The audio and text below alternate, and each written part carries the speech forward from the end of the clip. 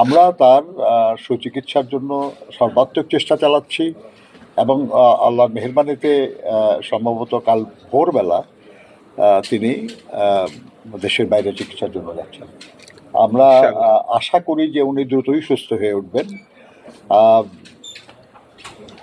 আমাদের এই আকাঙ্ক্ষা তো অনুযায়ী আমরা কিছু আশা করি তো, তাই না, যে এই হবে, তাহলে খুব দ্রুত উনি সুস্থ হবেন। এবং এটাই বিবেচনা রেখেই আমরা খেয়াল করেছেন যে আমরা আজকেও কিন্তু আরও কিছু প্রার্থীর নাম ঘোষণা করেছি, অর্থাৎ আমরা নির্বাচনী প্রক্রিয়ায় আছি। খোদা না করুন অনিবার্য কোনো পরিস্থিতি ছাড়া আমরা এই প্রক্রিয়ার বাইরে যেতে চাই না।